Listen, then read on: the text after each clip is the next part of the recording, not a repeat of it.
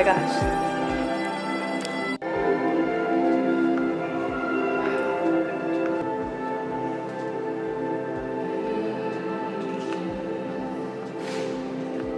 This is so cool, guys.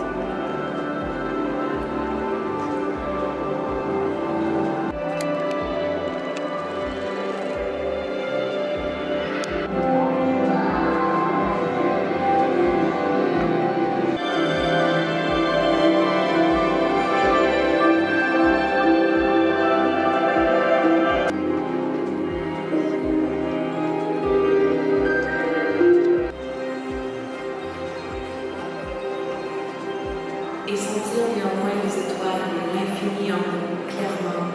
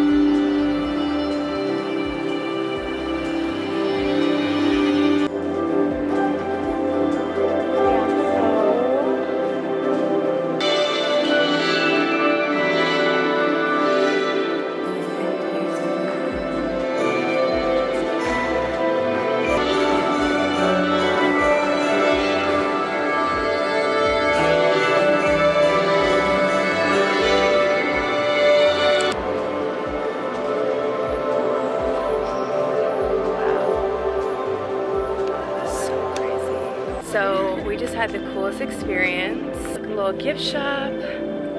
Hi. I do actually. You want to get in the vlog? That was such a cool experience, guys.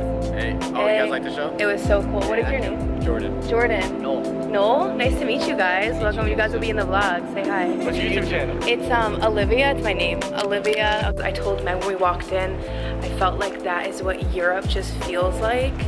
Maybe I'm, you know, being a little dramatic. I've never been, but I had such a great experience. What about you, Meg? Rate it. 10 out of 10, baby.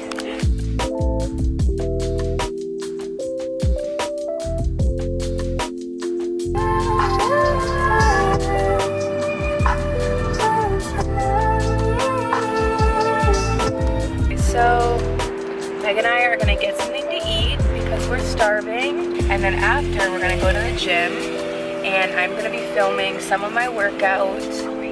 Oh, she's good. She's like a parallel park over here. I forgot she's a city girl.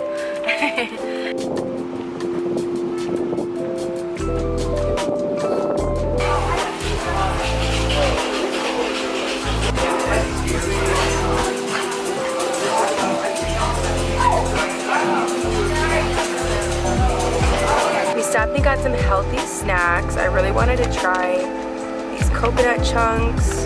Got some blueberries, and I thought these looked really good and they would kind of like cure my sweet tooth, which I have a really bad one. Okay guys, I also wanted to give a big shout out to Skillshare for sponsoring this video today. I was so excited when they reached out to me because I really wanted to see what Skillshare was about, since I literally see so many YouTube creators talking about Skillshare. If you don't already know what Skillshare is, it is an online learning community with thousands of classes for creators. So I did my research, I looked at all of the online classes that they offer, and all I had to say was I wish I would have known about Skillshare when I was starting on YouTube, because they go fully in depth about branding, your own marketing, building your own brand in 2021, what it takes to build a personal brand, how to make it super unique and personal to you. They also go really in depth into the videography of starting your own channel. They explain Final Cut Pro, they explain Adobe Premiere Pro. They just really are helpful if you are wanting to start your own channel or your own business in general. They have literally classes on thousands of different subjects. What I love most about Skillshare, it is curated towards you. So there are no ads. It's really all about the classes. They're always launching new premium classes, so you can kind of just keep up with your interests and what you want to learn about. So I think that's super cool. I think if you were trying to become really skilled in something, it's really helpful that they kind of keep having new classes for you to watch.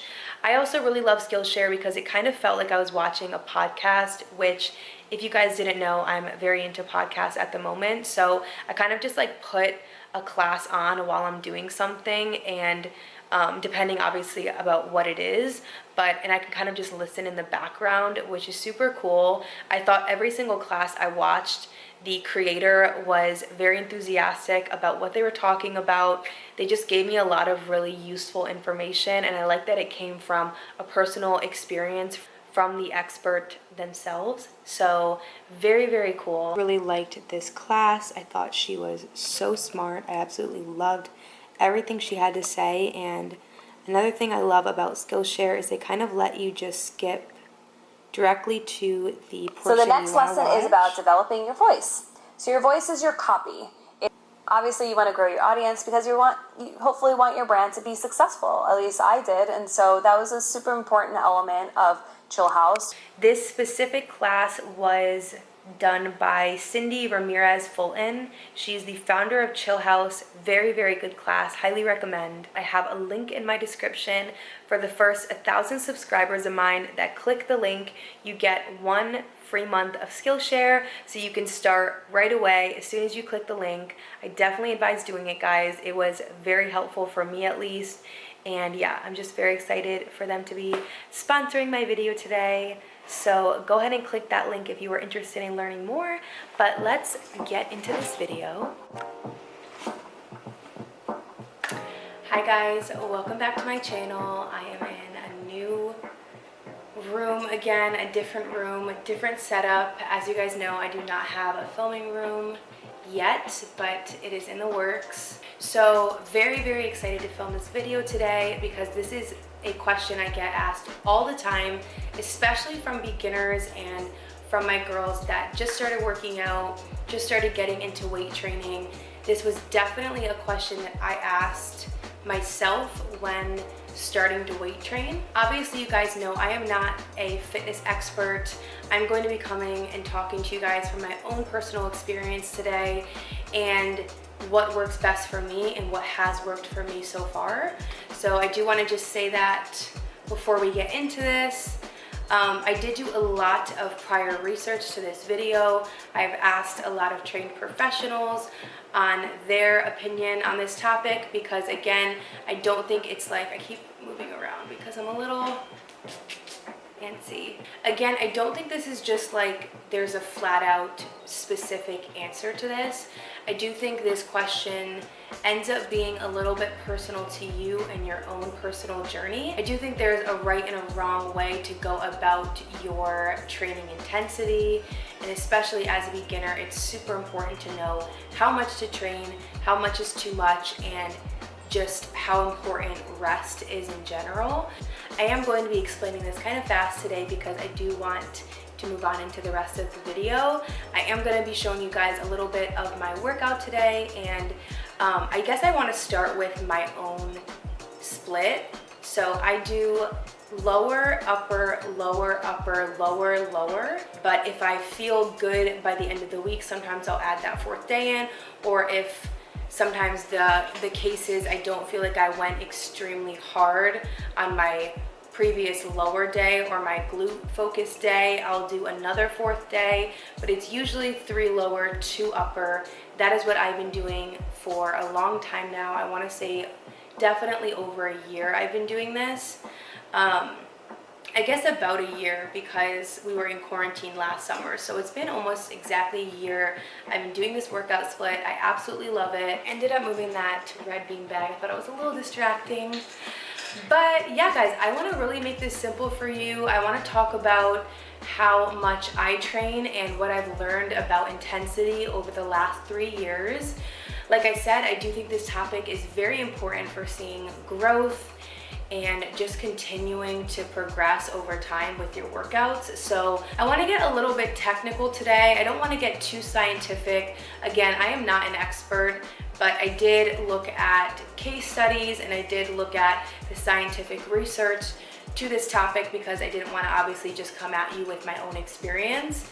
But yeah, I did take some notes for you guys, so I will be kind of just looking at my phone a little bit. So the first thing I want to talk about is beginners, and for any beginners watching this, I definitely think that beginners have a little bit more of an advantage because there is such a thing as beginner gains, and basically your body is adapting to the intensity and the pressure that is being put on your muscles. So as a beginner, you have never weight trained before, you've never had that pressure put on your muscles, so your muscles are going to adapt a little bit faster than someone who, say, has been training for a year now. But at the same time, I do think knowing the proper intensity for beginners is very, very important because it's so easy to overtrain as a beginner.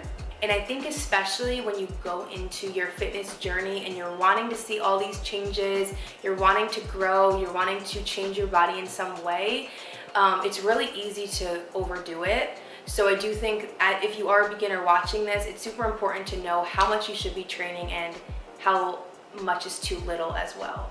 I think it's super important to kind of talk about the Rpe scale, and I want to kind of mention this first because I think this kind of explains what I'm going to be meaning by a certain level of intensity. So I use the Rpe scale in my programs, in my Hourglass programs, because it is the best scale to use when you are dealing with a lot of people, because obviously I don't know what is heavy for you, of course. So I'm not going to ask you to lift something or use a weight just based on my own knowledge, because everyone's strength is at a different level. So we use Rpe, and Rpe stands for rate of perceived exertion. So let me just give you guys a quick example of this. So in my program, I did a movement, let's just say I used deadlifts, and I said the Rpe number is going to be at a 6, and you are going to do 3 reps of 10. Let's just use that as an example. So I get a lot of questions about what Rpe means and how to use it and if it affects the reps at all. So basically the 6 is going to be the intensity that you're at. So on a scale of 1 to 10, you are at a 6. So let's say I gave you 10 reps. Since you are at a 6, that means that you would be able to do 4 more reps before you hit failure. So you're not close to a 10. So I hope that makes sense to you guys. That is what a Rpe of 6 means. And again, I think that's super important when you're training with just yourself or using a program. It's important to know what level you are training at, because you want to know what you need to increase as the weeks go on. So personally for myself, I don't program. If I do use a program, I do kind of follow my own Hourglass program because it has all of the workouts that I do for my leg and my glute days, and obviously my upper body days as well. What I do is I just increase my intensity over time, whether that's the weights, the reps, or the sets. I think the second point I want to talk about is kind of my own method and what I've been doing, especially the last few months. I like to say, when in doubt, increase your intensity in some way. Like I said, so that's your weight, that's your sets, or that's your reps. The more I increase, the more growth that I see. And obviously that's just because I'm getting stronger and my muscles are getting larger. But yeah, so I always just say, when in doubt, increase your intensity. If you feel like I could be going harder, or I don't know if I'm going hard enough, increase your intensity. But that also goes into a very, very important point, which is rest and recovery. Rest and recovery is extremely important, guys, and I do want to kind of talk about a situation that happened with me recently. So I explained to you guys what my workout split looks like. I do 3 lower body days, and I definitely try and go hard for those lower body days. Like I said, the last few months I've been really pushing myself to increase my weight because I felt like I was getting a little comfortable in the weight that I was lifting. Okay, so my camera overheated. Let's see if I can figure out exactly where I left off here. I think I was saying I've just been going heavier and heavier. I've been lifting with my friend Meg. I had a partner, so she's been really pushing me. We've been pushing each other, and I definitely felt like we were going really hard for a good couple weeks. And at one point, I think I was doing like legs back to back because I was like, oh, I didn't go as hard this day, so I'm gonna do legs again the next day because I just love doing lower body, obviously. So all of a sudden, next week rolled around and I kept saying to Meg, like, I just feel really tired. This feels really heavy for me. I just felt really drained working out. Not only that, but it didn't feel as fun for me and as enjoyable for me because I just felt kind of exhausted. I think what we realized was we were not really taking the proper breaks, or at least I wasn't taking the proper breaks that I should have been, and I wasn't really taking the rest that I needed with the intensity that we were going at. So I ended up kind of accidentally, but I ended up going on my family vacation and I had to take a good 4 or 5 days off. I also couldn't work out before that, so it was a good, I would say, maybe 5 days without doing legs. It was difficult, but I'm really happy that I ended up having to be forced to take that break because I came back from that vacation and felt so ready to go hard. And the problem with overtraining, obviously, is not only are you not letting your muscles recover and rest, which is where you see that growth, but you're also not able to give it 100% effort when you work out. So in return, you're not getting as good of a workout, which also affects your gains. But even an experienced lifter or someone that's been lifting for years has to remind themselves of how much is too much and just to remind yourself to rest. So I think that when it comes to intensity, it's extremely important to be listening to your body and what your body needs. I think it's just very important to listen to your body. I always say that because I do think everyone's journey is very personal to them. But like I said, at the same time, I do think there is too much and too little. So if it feels like I'm going around and talking about a lot of different things, it's because I am. Like I said in the beginning, I do not think there's like a yes, this is how much you should be training and this is how little you should be training. I don't think it's as simple as that. So my mindset when I go into every single workout is I want to push myself. And I don't want to feel like this was easy for me. I definitely think that for me, with every single compound movement that I am doing, I am starting with kind of like a deload weight. I'm starting at a lower intensity weight and then working my way up to something that is heavy for me.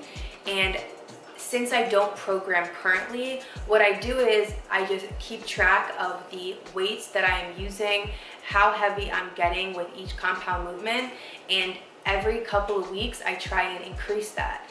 I do think there's a certain point with every lifter where you kind of hit a plateau and you're just not able to increase that weight as often or as frequently. I definitely think for myself, I'm still getting stronger. I'm still able to increase that weight. The kitty in the back, guys. I think I've been really enjoying seeing how strong I can get, and I know I'm going to be lifting heavier and heavier, so I will be sharing that with you guys, but I hope this made sense. So I think that if you are a beginner, like I said, don't push yourself too much, but also go into every single workout thinking, I'm going to go as hard as I can. Obviously be safe about it, but I do think that you could probably go a little bit harder than you have been going if you're asking yourself if I'm training hard enough, if that makes sense. So I hope this explained a lot for you guys. I'm sorry it wasn't as simple as you were expecting. Yeah guys, I did want to make this a vlog style video today. You guys know I've been really into that type of video. I have been slacking on my uploads as well, but I promise there will be a lot more coming your way. I'm getting ready for my Cali trip that is happening in, I think it's only a week and a half away. So stay tuned for that. let's get into the rest of the video. Share. Say hey, Meg. Hey. Here we go. Let's do this.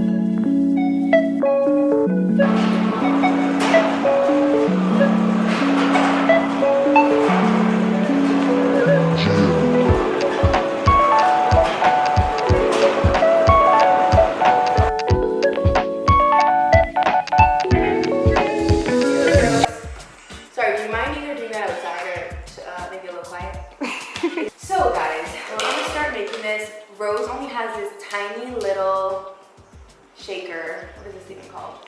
A bullet? It's a little magic bullet, but they're like the tiny ones. So we're gonna have to do like half of everything because I always end up having a problem where like it's too much at the top. We're gonna start with the coconut water. I don't know how much of everything's gonna go in here, so this looks like maybe a little over a half a cup. All right, let's go in with the Blessed. I'm just gonna do like a heaping scoop. Maybe we'll do a little bit more. Let's do a scoop and a half. I just don't like when there's like any powder left, so I'm making a mess everywhere. I'm gonna do like a little bit of everything in here. So let's put up the strawberry. Let's do one more just to get these flavors in here. Okay. I should wash these.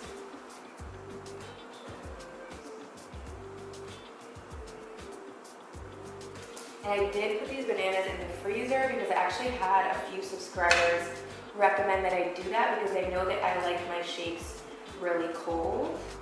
The lime. Forgot the lime in my story too. I want a lot in there because I really want to shoot that square. Alright, time to mix. How pretty it is. It smells so good. It smells like chocolatey for some reason, but we are about to taste test.